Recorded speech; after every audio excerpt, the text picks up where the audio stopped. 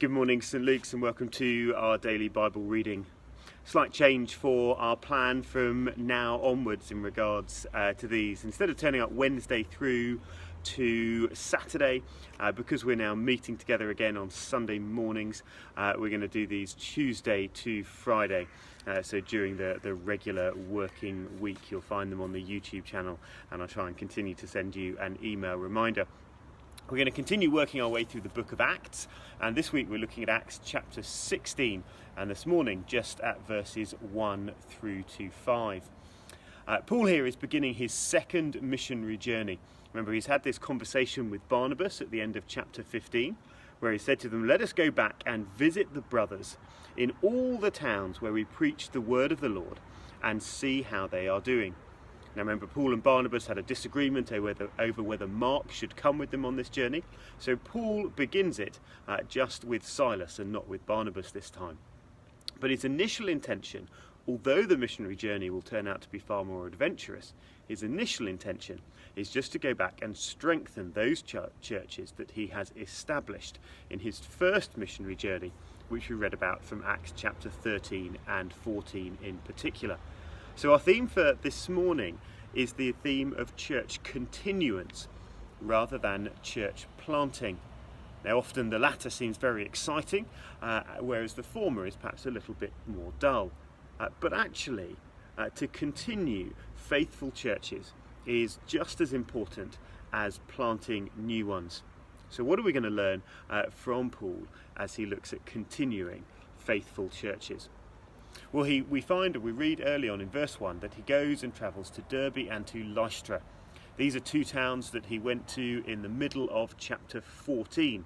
Now, Lystra, if you remember, was where Paul and Barnabas performed a miracle, and they were mistaken as the Greek gods Zeus and Hermes. We learned very little about Paul's and Barnabas' mission to Derbe, other than that they went and that they preached there. So as Paul returns to Lystra, two things for us to pick up on as he is concerned about continuing faithful churches. First is the importance of training new leaders, and the second is the importance of strengthening the believers. So Paul, or the centre of the incident in the town of Lystra, is Paul's meeting and picking up of this young man called Timothy. And Paul wants Timothy to accompany him. Verse 3, Paul wanted to take Timothy along with him on his journey. There were a couple of things, though, that initially stand in the way of that. Firstly, we learn that Timothy is the son of a Jewish lady who has become a believer in Jesus Christ, but a father who was a Greek. And the implication seems to be that Timothy's father was not a believer in Jesus, whereas his mother was. There are a couple of issues that surround this. Firstly, as a Jewish lady, Timothy's mother shouldn't really have married his Greek father. Jews were not meant to marry Gentiles. In addition to which, it seems to be well known that Timothy wasn't circumcised. And so therefore, the Jewish faith should have passed from Timothy's mother on to Timothy. Now maybe the father refused for that to happen, or it was the case that Timothy's mother was a non-practicing Jew. Either way, it would end up with a pretty poor reputation amongst the Jewish community for Timothy and for his mother. Now we know from Acts chapter 15 that faithful obedience to Jewish laws and customs has no regard for whether somebody can come to know the Lord through Jesus Christ. But Paul is concerned that maybe this might be an obstacle to ongoing witness and ministry in Jewish synagogues. And so to prevent it from being a distraction, he sees to it that Timothy is circumcised. However, this is not the main reason that equips Timothy for being Paul's travelling partner. Paul is not concerned that Timothy is outwardly presentable in order that he can accompany him. The qualification that makes Paul sit up and take notice is that all those in Iconium and Lystra spoke well of Timothy. He has an existing good reputation amongst the believers. And this is what makes him a suitable leader in training. Many people will sometimes talk about the sense that God is calling them to Christian ministry or to Christian leadership. And sometimes that is an accurate portrayal of what God is doing. But actually, if we're honest about our hearts, often we know that we are very mistaken.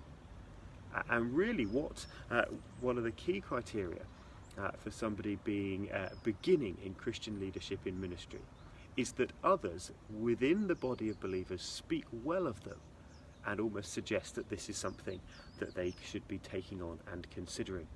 But Paul has a heart for training up the next generation of Christian leaders in order that the church will continue. Secondly, Paul has a heart for strengthening the existing believers. As Paul travels to these towns, he delivers the message of Acts chapter 15. We know that message was one of practical considerations, practical instruction about how Christians would deal with the difficulty of fellowship between Jewish and Gentile Christians. What we find is that these believers are strengthened by the knowledge of that unity that they have with the Mother Church in Jerusalem, but also strengthened by practical instruction based upon the principle of salvation by Jesus Christ alone, but then pointed to how this might work out in daily living. Churches need to be continually built up and taught about what it means to live practically in light of Jesus Christ. Too often we can just think that, right, we've grasped that, and then we move on and forget about it all. It's why our strapline at St. Luke's is to be a church that is both rooted and built up in Jesus Christ. So what do we see from Paul in this passage? We see his planning for the future, that he is concerned about Christian leaders for the next and future generations who will ensure that churches continue in faithful obedience to Jesus Christ. He does show a concern for how they might be perceived by outsiders, but his fundamental is that he wants new leaders to take the church forward. But he also wants to strengthen the existing believers, that they would continue in Jesus. The result of this is that the believers are strengthened in their faith and the church grows. Faithful churches need to continue, and we pray to see growth within them as they do.